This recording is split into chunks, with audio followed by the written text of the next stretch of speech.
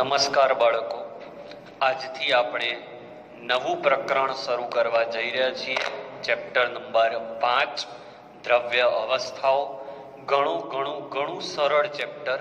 વચ્ચે આપણે 3-4 પેજ થોડા અઘરા આવશે, બાકી બહુ જ સરળ ચેપ્ટર છે. દ્રવ્ય અવસ્થા એટલે પહેલી વાત તો આપણે દ્રવ્ય એટલે શું એ જાણીએ છીએ. જે જગ્યા રોકે અને જેને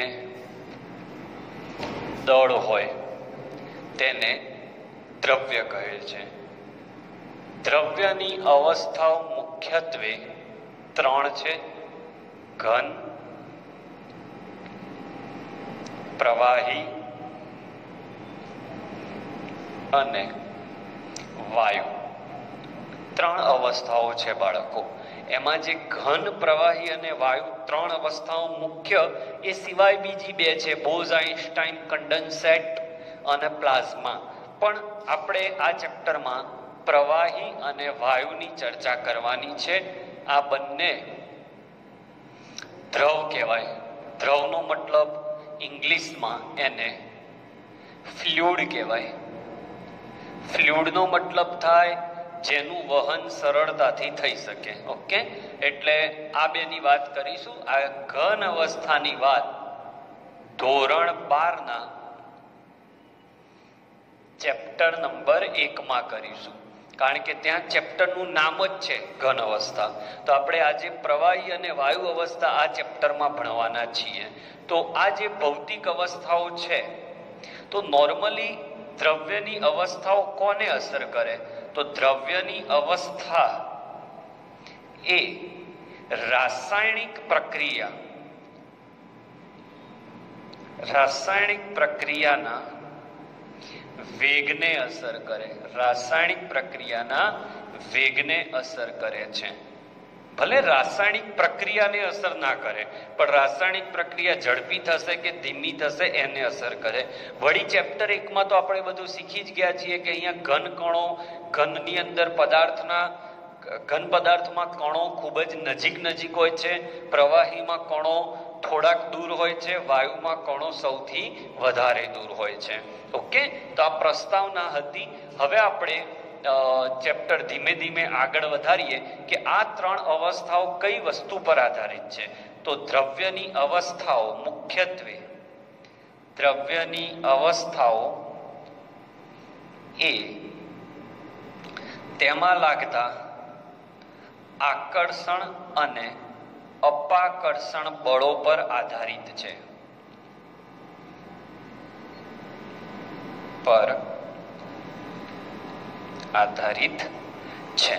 ઓકે, તો સ્ટાર્ટ કરીએ. સૌથી પહેલા દ્રવ્ય અવસ્થાને કઈ અવસ્થા હશે, એમાં કયા આકર્ષણ બળો હશે? તો એમાં આપણે હાઇડ્રોજન બંધ ચેપ્ટર 4માં ભણી ગયા.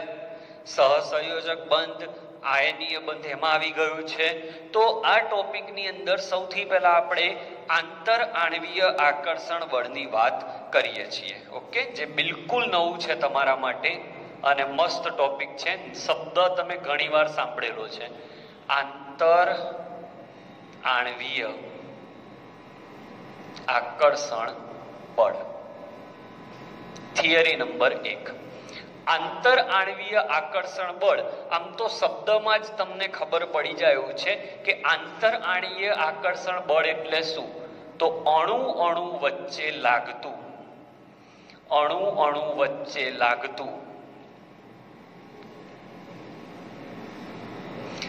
નિર્બળ આકર્ષણ બળ. નિર્બળ છે, પ્રબળ નથી. નિર્બળ આકર્ષણ બળ. આવું આકર્ષણ બળ હાઇડ્રોજન બંધમાં પણ લાગતું હતું, પણ એ આના કરતા સહેજ પ્રબળ હતું.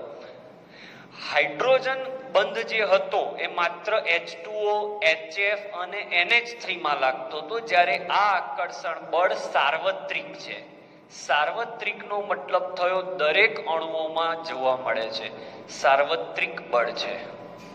નિર્બળ છે, સાર્વત્રિક બળ છે, એટલે દરેક અણુમાં દરેક અવસ્થામાં જોવા મળે છે. દરેક ભૌતિક અવસ્થામાં જોવા મળે છે. આ પણ બહુ અગત્યની વાત છે.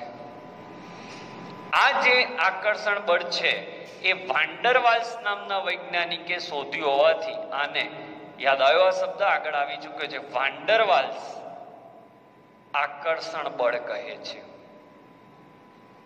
બહુ જ પ્રખ્યાત શબ્દ છે, ઘણી વાર મિનિમમ 100 વાર હજી આ શબ્દ આપવાનો. વાન્ડરવાલ્સ આકર્ષણ બળ. વાન્ડરવાલ્સ નામના વૈજ્ઞાનિકે આ બળની માહિતી આપી હોવાથી આને વાન્ડરવાલ્સ આકર્ષણ બળ કહે છે. બરાબર. આને સમજાવવા માટે આપણે આવું વિચારી શકીએ, આ એક અણુ, આ બીજો અણુ, તો આની અને આની વચ્ચે જે આકર્ષણ લાગે એ વાન્ડરવાલ્સ આકર્ષણ બળ છે. બહુ જ નિર્બળ આકર્ષણ બળ છે. આ આકર્ષણ બળ એ બહુ જ લાંબા અંતર સુધી લાગુ નથી પડતું, 4.5 એંગસ્ટ્રોમ અંતર સુધી જ લાગુ પડે.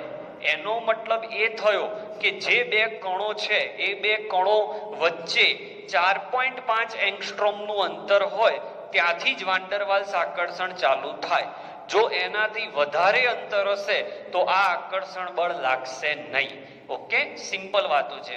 વાન્ડરવાલ્સ આકર્ષણ બળો ખૂબ નિર્બળ હોવાથી તે 10 કિલો કેલરી જેટલી ઉર્જા આપીએ તો તેનાથી આ આકર્ષણ બળ તોડી શકાય છે. ઓકે, સાર્વત્રિક બળ છે, દરેક અણુમાં જોવા મળે છે, ગમે તે અવસ્થામાં જોવા મળે છે. નિર્બળ આકર્ષણ બળ છે. આ આકર્ષણ બળ વાન્ડરવાલ્સ નામના વૈજ્ઞાનિકે શોધ્યું છે એટલે તેને વાન્ડરવાલ્સ આકર્ષણ બળ પણ કહે છે. ઓકે, હવે આપણે વાત કરીએ કે આ આકર્ષણ બળ કઈ કઈ વસ્તુઓ ડિસાઈડ કરવા માટે વપરાય છે. ઓકે, તો વાન્ડરવાલ્સ આકર્ષણ બળ મનમાં ક્લિયર કરી લો. આ પૃથ્વી પરનો દરેક અણુ એ બીજા અણુને વધતા ઓછા પ્રમાણમાં આકર્ષે જ છે અને એ આકર્ષણ બળ એટલે જ વાન્ડરવાલ્સ આકર્ષણ બળ. પણ આ આકર્ષણ બળ નિર્બળ છે એટલે અન્ય પ્રભાવી બળો જેવા કે સહસંયોજક, હાઇડ્રોજન એનાથી સહેજ દબાયેલું હોય છે પણ આની ઇફેક્ટ તો થાય જ છે. ફરીવાર મગજમાં ક્લિયર કરી લો, વાન્ડરવાલ્સ આકર્ષણ બળ એ એક જ અણુની અંદર નથી લાગતું, એક અણુનું બીજા અણુ પર લાગે છે. એટલે બે અણુ કે બે પરમાણુ પર લાગે છે.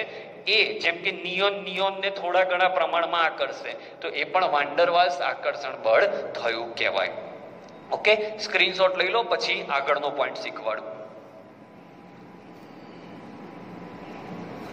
હવે આ વાન્ડરવાલ્સ બળનો આધાર કઈ બાબત ઉપર છે? તો 4. અણુ વચ્ચેનું અંતર, અણુ વચ્ચે અંતર, જેને એકદમ કેમેસ્ટ્રીયન ભાષામાં આંતર આણવીય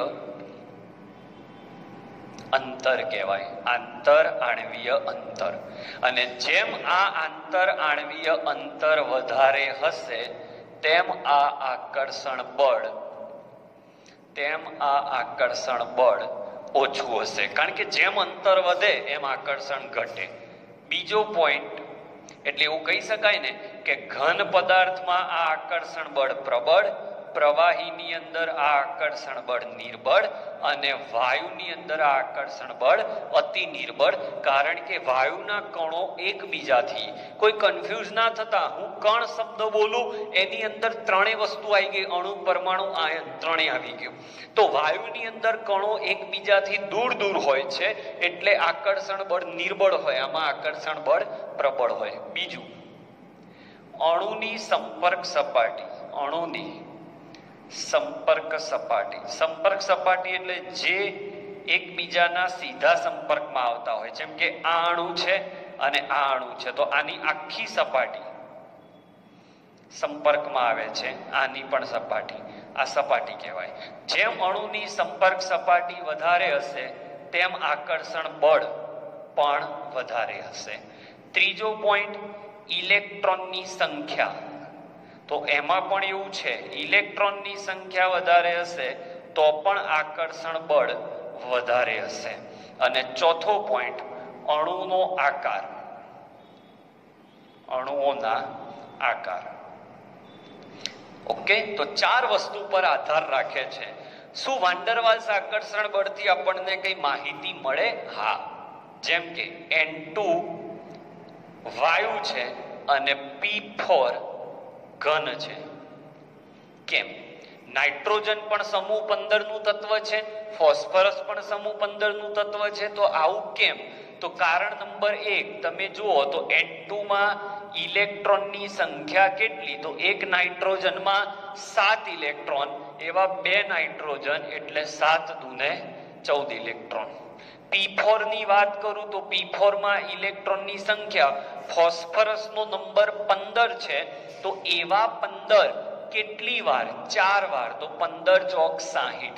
તો કારણ નંબર 1 ઇલેક્ટ્રોનની સંખ્યા P4 માં ઇલેક્ટ્રોનની સંખ્યા N2 કરતા વધારે છે, એટલે અહીંયા આકર્ષણ વધારે લાગે, અને આકર્ષણ વધારે હોય તો એ ઘન સ્વરૂપમાં જાય.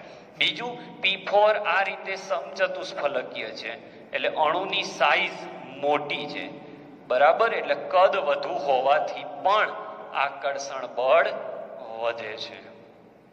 ઓકે, તો આ જ રીતે તમે ઉત્કલન બિંદુ, ગલન બિંદુ પણ સમજાવી શકો. જેમાં આકર્ષણ બળ, ઇલેક્ટ્રોનની સંખ્યા ને એ બધું વધારે હોય, એના ઉત્કલન બિંદુ ને ગલન બિંદુ પણ ઊંચા હોય. બહુ જ સહેલો પોઈન્ટ છે. તો વાન ડર વાલ્સ આકર્ષણ બળ વધારે હોય તો ઉત્કલન બિંદુ પણ વધારે હોય. 12મા ધોરણમાં આ વાક્યનો જોરદાર પોઈન્ટ આવવાનો છે. તો આવો પ્રશ્ન પૂછાય કે વાન ડર વાલ્સ આકર્ષણ બળ એટલે શું? તો અણુ વચ્ચે નિપજતા નિર્બળ આકર્ષણ બળને વાન ડર વાલ્સ આકર્ષણ બળ કહે છે. સાર્વત્રિક બળ છે, દરેક અણુમાં જોવા મળે, દરેક અવસ્થામાં જોવા મળે. નિર્બળ છે, નજીકના અંતરમાં જ લાગુ પડે છે. તેનો આધાર આટલી વસ્તુ પર છે, અને આ એની એક એપ્લિકેશન શીખવાડી કે N2 વાયુ છે ને P4 ઘન કેમ છે, તો એનું કારણ આ છે. પછી એ જ રીતે P4 કરતા એસિડનું ઉત્કલન બિંદુ કેમ વધારે છે એવું પૂછાય. તો P4 અને એસિડમાં આનું વધારે છે, એનું સિમ્પલ કારણ છે કે આ ચતુષ્ફલક આકાર છે અને આ ક્રાઉન આકાર છે, એટલે આના અણુનો આકાર મોટો. વળી આમાં ઇલેક્ટ્રોનની સંખ્યા, સલ્ફરનો નંબર 16 ગુણ્યા 8 છે, અને આમાં ઇલેક્ટ્રોનની સંખ્યા 15 ગુણ્યા 4 છે. તો આમાં ઇલેક્ટ્રોન વધારે, કણ મોટો, એટલે આમાં આકર્ષણ બળો પ્રબળ, એટલે એના ઉત્કલન બિંદુ ઊંચા. તો વાન ડર વાલ્સ આકર્ષણ બળ આને કહેવાય. હવે જોઈશું થિયરી, જેમાં વાન ડર વાલ્સ આકર્ષણ બળના પ્રકાર છે. Please take the screenshot. હવે બાળકો, આપણે એ વાત તો કરી લીધી કે અણુ વચ્ચે લાગતા આકર્ષણ બળને વાન ડર વાલ્સ આકર્ષણ બળ કહેવાય. પણ એમાંય પ્રકાર છે. હું વારે વારે કહેતો રહ્યો છું કે કેમેસ્ટ્રીનો ગોડફાધર કહેવાય ઇલેક્ટ્રોન રચના અને વિદ્યુત ઋણતા. ફરી એકવાર વિદ્યુત ઋણતા પોઈન્ટ આવ્યો. વિદ્યુત ઋણતાનો તફાવત ના હોય એવા અણુઓને બિન ધ્રુવીય અણુઓ કહેવાય, અને વિદ્યુત ઋણતાનો તફાવત હોય એને ધ્રુવીય અણુ કહેવાય. જેમ કે H2O2, N2, helium, neon, argon. આ બધા એવા છે કે જેમાં વિદ્યુત ઋણતાનો તફાવત નથી. H2 છે તો H ની સામે H છે, એટલે વિદ્યુત ઋણતાનો તફાવત નથી, તો એ બિન ધ્રુવીયમાં કહેવાય. તો H2 ને બળ લગાડે તો આમાં પણ અણુ વચ્ચે બળ લાગ્યું. એ જ રીતે HF ને બળ લગાડે, એમાં પણ અણુ વચ્ચે બળ લાગ્યું. તો બંને વાન ડર વાલ્સ તો છે જ, પણ એકમાં બિન ધ્રુવીય અથવા અધ્રુવીય છે, અને બીજું ઉદાહરણ ધ્રુવીય છે. તો કુલ 3 પ્રકાર છે. એક એક કરીને હું એક્સપ્લેન કરીશ એટલે ક્લિયર થઈ જશે. આ ત્રણેય નામને અત્યારે વાંચશો નહીં, આ નામ અગત્યનું છે. બિન ધ્રુવીય અણુઓ. તો આ કયા પ્રકારના અણુઓમાં જોવા મળે છે? તો આ બિન ધ્રુવીય અણુઓમાં જોવા મળે. બિન ધ્રુવીય અણુઓ કોણે કહેવાય? જેમાં ઇલેક્ટ્રોનેગેટિવિટીનો તફાવત ના હોય એવા, વિદ્યુત ઋણતાનો તફાવત ના હોય, જેમ કે H2O2, N2, helium, neon, argon. આવા બિન ધ્રુવીય અણુ, અને આ અણુ ના કહેવાય, એ કણ કહેવાય. આમાં જોવા મળે છે. ઓકે, આ બળ કેવું? તો આ બળ વાન્ડરવાલ્સ, સમજો વાતને, વાન્ડરવાલ્સનો જ પ્રકાર છે, પણ આ બિલકુલ અતિશય નિર્બળ છે, એટલે અતિ નિર્બળ આકર્ષણ બળ છે. હું બધા શબ્દો ક્લિયર કરીશ. આ બળના શોધક કોણ છે? તો આ બળના શોધક ફ્રિટ્ઝ, લંડન નામના વૈજ્ઞાનિકે શોધ્યું હોવાથી આને લંડન બળ પણ કહેવાય છે. ઓકે, હવે આ શબ્દ પર જો વિક્ષેપણ બળ એટલે શું, તો બરોબર ધ્યાનથી જોજો. હું બે અણુ લઉં છું, H2 અને H2. અત્યારે આ બે એકબીજાથી કેસ 1 એકબીજાથી દૂર છે. ઓકે, ત્યારે આમાં પરિસ્થિતિ શું હશે? તો આનું કેન્દ્ર અને ઇલેક્ટ્રોન સરખી રીતે ફેલાયેલા હશે. આ રીતે ઇલેક્ટ્રોનનું વાદળ સમાન રીતે વહેંચાયેલું હશે, દૂર છે એટલા માટે. એ જ રીતે અહીંયા બીજો H2 આપણે લઈએ અને અહીંયા આપણો પોઝિટિવ ભાગ આવે. આની અંદર પણ આ રીતે ઇલેક્ટ્રોન વાદળ સમાન રીતે વહેંચાયેલું છે. તો મુદ્દા લખું છું, જ્યારે અણુ એકબીજાથી દૂર છે ત્યારે તેમાં ઇલેક્ટ્રોન ઘનતા દરેક વિસ્તારમાં, દરેક ભાગમાં સમાન છે. ઓકે, જોજો દૂર છે એટલે. હવે હું આને નજીક લાવું, હું ચોપડી કરતા અલગ રીતે શીખવાડું છું, પછી તમે આને સમજજો ચોપડીની રીતે. અંદર ચોપડીમાં A અને B નામ આપ્યું છે, હું H2 થી સમજાવું છું. હવે આ બે નજીક આવ્યા એટલે કેસ 2, કે જ્યારે આ અણુઓ એકબીજાની નજીક આવે. જ્યારે આ અણુઓ નજીક આવે એટલે ધ્યાન રાખજો, આના ધનભાર વડે આના ઇલેક્ટ્રોન ઉપર થોડીક માત્રામાં આકર્ષણ લાગે. ક્યારે લાગે? જ્યારે એ લોકો નજીક આવે. કેટલા નજીક આવે? તો આગળની થિયરી યાદ કરો, 4.5 એંગસ્ટ્રોમ થી નજીક. જ્યારે આ અણુની નજીક આવે ત્યારે એક અણુના કેન્દ્ર દ્વારા, કે પરમાણુ હોય તો પરમાણુના કેન્દ્ર દ્વારા બીજાના ઇલેક્ટ્રોન ઉપર આકર્ષણ લાગે, એટલે આ ઇલેક્ટ્રોન થોડો ખેંચાય. તો અત્યારે જે દરેક ભાગમાં સમાન છે તે નજીક આવે તો કંઈક આવી પરિસ્થિતિ થઈ જાય કે આનો ધનભાર આ છેડે આવી જાય તો બીજા અણુનો ઇલેક્ટ્રોન વાદળ અહીંયા ખેંચાય, અને આનું ઇલેક્ટ્રોન વાદળ એનાથી દૂર જાય અને આનો ધનભાર એનાથી દૂર જાય, અને અત્યારે એમની વચ્ચે લાગે આકર્ષણ બળ. અને આ આકર્ષણ બળ બે બિન ધ્રુવીય અણુઓ વચ્ચે રચાયું, કારણ કે અહીંયા વિદ્યુત ઋણતાનો તફાવત નથી, એટલે બિન ધ્રુવીય વચ્ચે લાગ્યું, એટલે તેને બિન ધ્રુવીય આકર્ષણ બળ કહેવાય. હજી આ શબ્દ સમજાવું છું, વિક્ષેપણ બળ.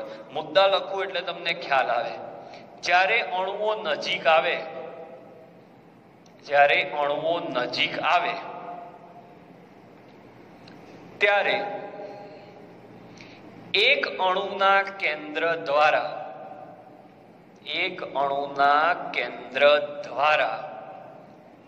બીજા અણુના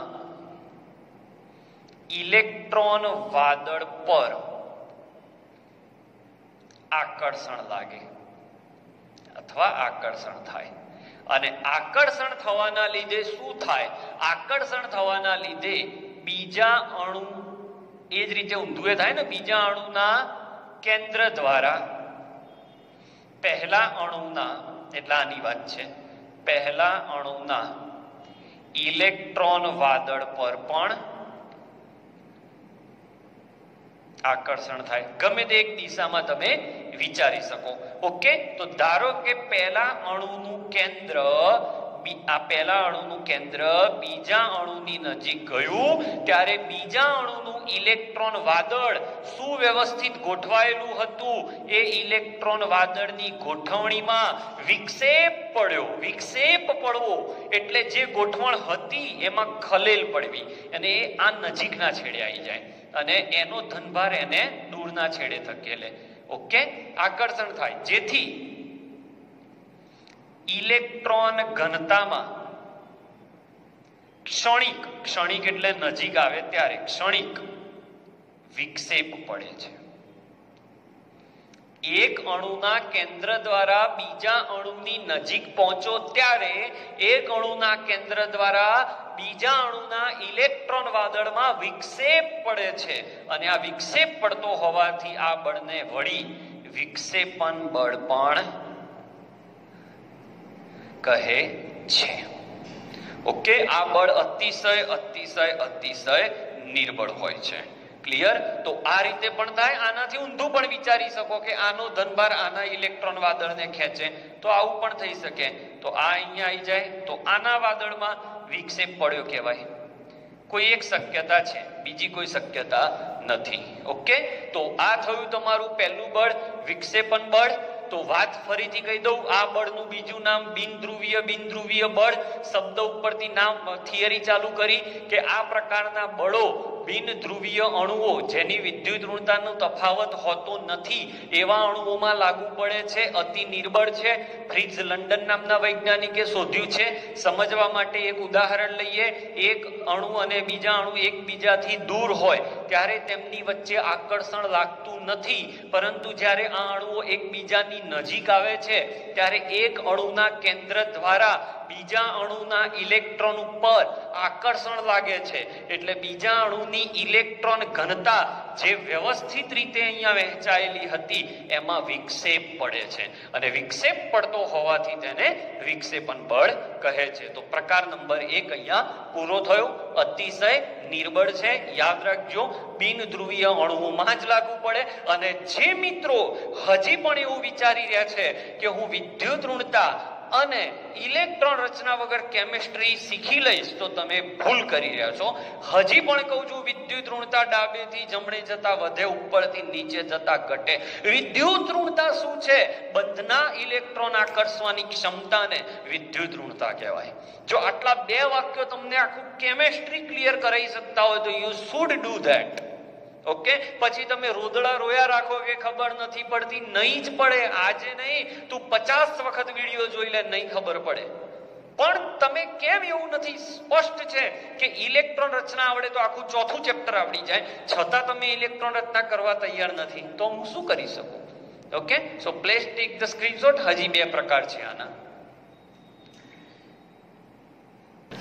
આ બળમાં એક અગત્યનો મુદ્દો છે જે નીટ માટે યાદ રાખજો કે આ બળ એ 1/r ની 6 ઘાતમાં હોય.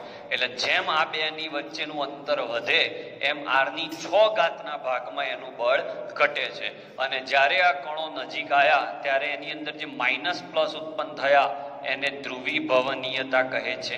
ફાઝનના નિયમો કદાચ યાદ હોય તો. બે શબ્દો મને એકાએક ધ્યાન આવ્યું કે આ બે શબ્દો પણ અગત્યના છે. આ બળ એ 1/r ની 6 ઘાત એટલે બે વચ્ચે r નું મૂલ્ય તમે 1 સેન્ટીમીટર વધારો, 2 સેન્ટીમીટર કરો, જે પણ 2 કરો તો 2 ની 6 ઘાત જેટલું બળ ઘટી જાય. ઓકે, લઈ લો સ્ક્રીનશોટ. ચલો, બીજા પ્રકારનું આકર્ષણ બળ ધ્રુવીય આકર્ષણ બળ.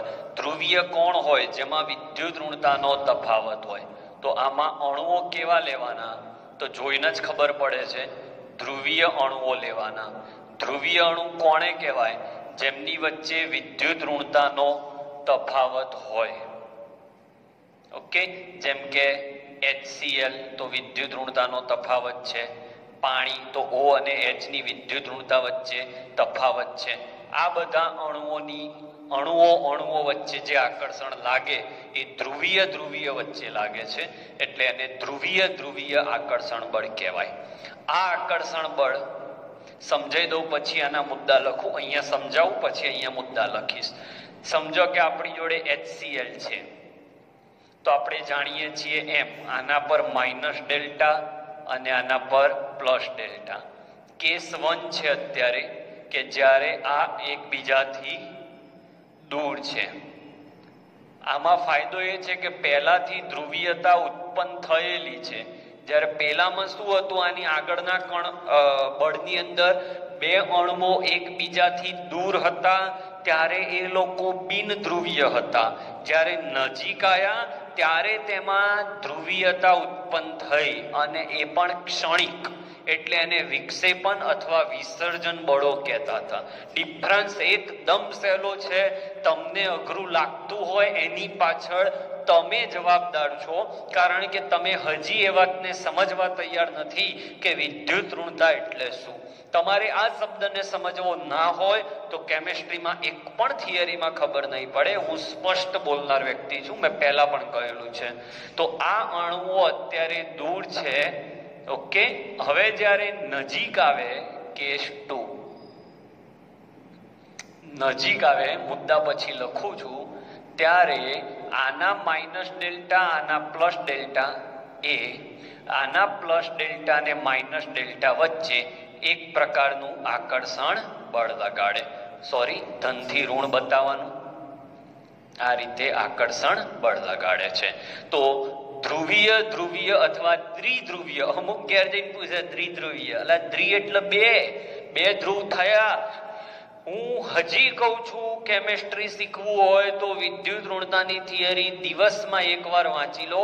ઇલેક્ટ્રોનિક કન્ફિગ્યુરેશન ખીચામાં રાખો. આ બે તમારે ના કરવું હોય તો કેમિસ્ટ્રી ભૂલી જાઓ, નહીં આવડે.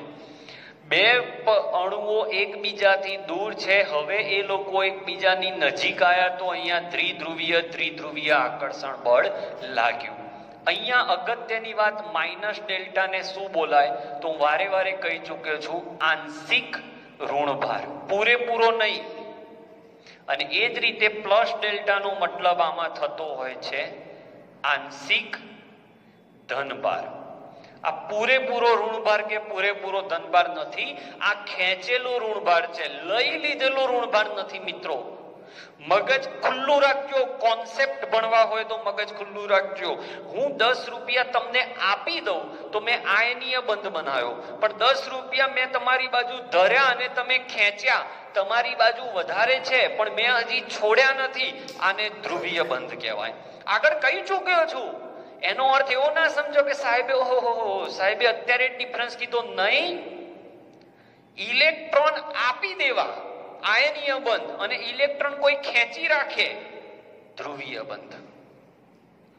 આ ધ્રુવીય બંધ છે એટલે પૂરેપૂરો વીજભાર પેલાનો નથી થઈ ગયો, પણ એને પોતાની તરફ ઇલેક્ટ્રોનને ખેંચી રાખ્યા છે, અને ખેંચવાની તાકાત એટલે જ વિદ્યુત ઋણતા. કેમ તમે ન કરો વિદ્યુત ઋણતા તૈયાર, જો આટલું બધું કોન્સેપ્ટ એની અંદરથી નીકળતા હોય તો? મિત્રો, વિદ્યુત ઋણતા આની વધારે છે એટલે એના પર આંશિક ઋણભાર, આંશિક, પૂરેપૂરો નહીં. પૂરેપૂરો ત્યારે કહેવાત જ્યારે પૂરેપૂરા ઇલેક્ટ્રોન લઈ Cl જતો રહે. પણ મેં અગાઉ કહ્યું છે કે પૂરેપૂરો આયનીય બંધ શક્ય જ નથી. આંશિક ઋણભાર, આંશિક ઋણભાર એટલે એકમ વીજભાર કેટલો છે યાદ કરો પહેલા ચેપ્ટરમાંથી. એકમ વીજભાર કેટલો છે તો ઇલેક્ટ્રોનનો વીજભાર એને એકમ વીજભાર કહેવાય. 1.6 × 10⁻⁹ કુલમ્બ. તો આંશિક વીજભાર એ 1.6 × 10⁻⁹ કુલમ્બ હશે નહીં, હોય એનાથી ઓછો હશે. ઓકે, એટલે આંશિક વીજભાર આમાં ઓછો હોય છે. એટલે યાદ રાખવાનો પોઈન્ટ એ છે કે વિસર્જન અથવા વિક્ષેપન બળ કરતા આ બળ એટલે ત્રિધ્રુવીય આકર્ષણ બળ પ્રબળ હોય છે. પારસ્પરિક ક્રિયામાં વધારે, પારસ્પરિક એટલે એકબીજા સાથે ક્રિયા વધારે હોય, કારણ કે વીજભાર જ છે. આમાં વીજભાર નતા, અને હતા તો પણ ક્ષણિક હતા, કામ ચલાઉ હતા. આમાં કામ ચલાઉ હતા, કણો નજીક આવે ત્યારે જ હતા. આ તો ઓલરેડી પહેલાથી ધ્રુવીય હતા, નજીક આવ્યા એટલે આકર્ષણ બળો લાગ્યા. પણ એક બીજી પણ વાત કહી દઉં કે આ બળ આયનીય બંધ કરતા નિર્બળ છે પાછું, કારણ કે આયનીય બંધની અંદર આખો વીજભાર ગણવામાં આવે છે, આમાં આખો વીજભાર ગણવામાં આવતો નથી. ઓકે, બીજી વાત કે આમાં બળ ચલે છે 1/r ની 3 ઘાત જો કણ સ્થિર હોય, એટલે બે HCl ના કણો સ્થિર હોય તેમની વચ્ચે લાગતું આકર્ષણ બળ ચલે છે 1/r ની 3 ઘાત, પણ જો કણો ઘૂમતા હોય તો બળ ચલે છે, આ નીટમાં પૂછાય છે, r ની 6 ઘાત. ઘૂમતા કણો હોય તો, ઘૂમતા એટલે દોડધામ કરતા હોય તો અંતરની 6 ઘાત અને સ્થિર હોય તો અંતરની 3 ઘાત. તો આ થયો તમારો પોઈન્ટ નંબર 2, ધ્રુવીય ધ્રુવીય આકર્ષણ બળ જે વિસર્જન એટલે કે વિક્ષેપણ બળ કરતા પ્રબળ હોય છે. આ થિયરીનો મુખ્ય ભાગ છે માઇનસ અને પ્લસ ડેલ્ટા. ફરી એકવાર કહું છું, વિદ્યુત ઋણતા તૈયાર કરી દેજો. Let's take the screenshot. ચલો, ત્રીજો પ્રકાર, આમાં અણુઓ કયા હશે? તો વસ્તુને સમજો. અહીંયા કીધું છે દ્વિધ્રુવીય અને પ્રેરિત દ્વિધ્રુવીય, એટલે પહેલો અણુ દ્વિધ્રુવીય હશે અને બીજો અણુ બિનધ્રુવીય હશે, આવી જોડ હશે, બરાબર. એટલે એક અણુ દ્વિધ્રુવીય અને બીજો અણુ અધ્રુવીય અથવા બિનધ્રુવીય. ધ્રુવીય શબ્દથી કંટાળતા હોય તો ફરી એકવાર વિદ્યુત ઋણતા. ચલો, આને સમજાવવા માટે અહીંયા માહિતી આપી દઉં, પછી અહીંયા મુદ્દા લખું. Case 1 HCl minus delta plus delta. Case 1 જ્યારે કણો દૂર છે. અને O2, તો O2 બિનધ્રુવીય અણુ છે, એટલે એમાં ઇલેક્ટ્રોનની ઘનતા સમાન રીતે વહેંચાયેલી છે. તો અત્યારે આ અણુ ધ્રુવીય અને આ અણુ બિનધ્રુવીય. હવે સમજો, આ બે એકબીજાની નજીક આવે એટલે કેસ 2 કરીએ. નજીક આવે એટલે શું થાય? લેટ આ પેલું છે સંગ એવો રંગ. આ બિનધ્રુવીય અણુમાં ઇલેક્ટ્રોન ઘનતા દરેક જગ્યાએ સમાન રીતે વહેંચાયેલી હોય, એક પણ તરફ ખેંચાયેલી ના હોય. આ ધ્રુવીય છે. જ્યારે આની નજીક આવે એટલે આના વડે આનો ઋણભાર અને આનો ધનભાર એ આની નજીક આવે ત્યારે આની ઇલેક્ટ્રોન ઘનતામાં ઊંધું કરીએ એટલે તમને સમજવામાં સરળ રહે, પ્લસ અને માઇનસ. આ તો ઓલરેડી એક્ઝિસ્ટ કરતું જ હતું. આ જ્યારે આની નજીક ગયું ત્યારે આ અણુ જે બિનધ્રુવીય હતો એના પર આના છેડાઓ વડે આકર્ષણ લાગ્યું, એટલે બિનધ્રુવીયમાંથી ધ્રુવીયતા આવી. ઓકે, તો આ તો પ્યોર ધ્રુવીય અણુ હતો જ, પણ એ ધ્રુવીય અણુએ આ બિનધ્રુવીય અણુમાં દ્વિધ્રુવીયતા ઉત્પન્ન કરી. એક વાક્યમાં ધ્રુવીયતા શબ્દ 3 વાર આવ્યો અને ધ્રુવીયતાના પપ્પા એટલે કોણ? વિદ્યુત ઋણતા. ધ્રુવીયતાના પપ્પા વિદ્યુત ઋણતા. તમે વિદ્યુત ઋણતા સમજ્યા વગર આજનો લેક્ચર ભણતા હોય તો મૂકી દેજો સાઈડમાં. ધ્રુવીય અણુ બિનધ્રુવીય અણુની નજીક જાય ત્યારે ધ્રુવીય અણુના કારણે બિનધ્રુવીય અણુની ઇલેક્ટ્રોન ઘનતામાં વિક્ષેપ પડે છે. એટલે આમાં દ્વિધ્રુવીયતા પ્રેરિત થઈ, હતી નહીં, પ્રેરિત થઈ. એટલે પ્રેરિત દ્વિધ્રુવીય. ઓકે, તો મુદ્દો અહીંયા લખું. તો સૌથી પહેલો પોઈન્ટ, આ આકર્ષણ બળમાં બહુ જ મોસ્ટ આઈએમપી વાક્ય, આ આકર્ષણ બળની અંદર વિસર્જન બળ અને દ્વિધ્રુવીય બળ, દ્વિધ્રુવીય બળ સહ અસ્તિત્વ ધરાવે છે. સહ અસ્તિત્વ ધરાવે છે નો મતલબ શું બાળકો? તો અત્યારે ધ્રુવીય ઉપર તો આકર્ષણ લગાડતું જ હશે, બિનધ્રુવીય ઉપર તો લગાડતું જ હશે. એટલે બિનધ્રુવીય પર લગાડે છે એ વિસર્જન બળ તો છે જ. આ બધું એક જ પાત્રમાં છે. રેડી રહો. એક જ પાત્રમાં HCl ના 50 અણુ છે ને O2 ના 50 છે, તો HCl ઉપર તો બળ લગાડે જ છે, જેને આની આગળ દ્વિધ્રુવીય બળ કહ્યું. એ જ રીતે O2 ઉપર તો બળ લગાડે જ છે, જેને વિસર્જન બળ કહ્યું. વળી આ ત્રીજું બળ આવ્યું, ધરાવે છે. સાથે સાથે ધ્રુવીય અણુ દ્વારા બિન ધ્રુવીય અણુમાં ધ્રુવીયતા પ્રેરિત થાય છે. હોતી નથી, પ્રેરિત થાય છે. અને જે આકર્ષણ બળ લાગે એ ધ્રુવીય પ્રેરિત દ્વિધ્રુવીય આકર્ષણ બળ લાગે. આમાં પણ બળનું મૂલ્ય એ 1/r⁴ જેટલું હોય છે. બરાબર. અને આમાં ધ્રુવીયતા, જેને આપણે ફાઝનના નિયમથી ધ્રુવીભવનીયતા અથવા ધ્રુવીયતા, એ મોટા કદના અણુમાં વધુ જોવા મળે. ફાઝનના નિયમમાં જોઈ લેજો, અણુ જેટલો મોટો હોય એટલું એનું ઇલેક્ટ્રોન વાદળ ધન આયનના વધારે સંપર્કમાં આવે એટલે વધારે ધ્રુવીભવન થાય છે. તો આ રીતે 3 પ્રકારના વાન ડર વાલ્સ આકર્ષણ બળો પૂરા થાય છે. ઓકે, તો વાન ડર વાલ્સ આકર્ષણ બળના 3 પ્રકાર: બિનધ્રુવીય, દ્વિધ્રુવીય અને ત્રીજું દ્વિધ્રુવીય પ્રેરિત દ્વિધ્રુવીય. આ સિવાય બીજા 2 આકર્ષણ બળો છે, પણ એ JEE નીટમાં આવશે ત્યાં શીખવાડીશ. પણ આ MCQ માટે મોસ્ટ IMP છે. હવે એક પ્રશ્ન મૂકું છું, તમે યુટ્યુબની કોમેન્ટમાં મને જવાબ આપજો. હિલિયમ વચ્ચે લાગતું બળ કયું? HCl અને હિલિયમ વચ્ચે લાગતું બળ કયું? આને A કહી દેજો, આને B કહી દેજો. HF વચ્ચે લાગતું વાન ડર વાલ્સ આકર્ષણ બળ કયું? પછી O2 વચ્ચે લાગતું આકર્ષણ બળ કયું?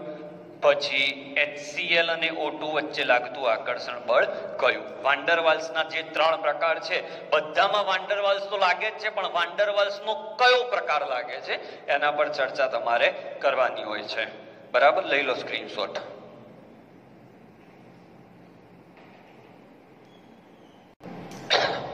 આના પછી તમારી ચોપડીમાં હાઇડ્રોજન બંધ છે, એ તમે જાતે વાંચી લેજો. એની નીચેનો ફકરો છે એ હું શીખવાડીશ. હાઇડ્રોજન બંધ ચેપ્ટર 4માં આપણે શીખવાડ્યો છે એટલા માટે. ઓકે, આના જવાબો યુટ્યુબની લિંકમાં આપજો. જે મિત્રો જવાબો નથી આપતા એમાં હું એવું માની લઉં છું કે એ છોકરો છેલ્લે સુધી વિડીયો જોતો નથી.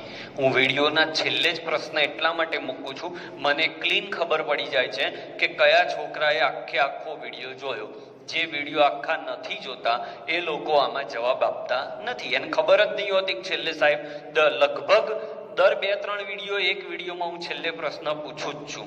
એટલે વિડીયો જે લોકો આખો જોયો હોય તો એની સાબિતી એ રીતે જ મળે કે જ્યારે મને કોમેન્ટમાં આના જવાબો મળે. આભાર.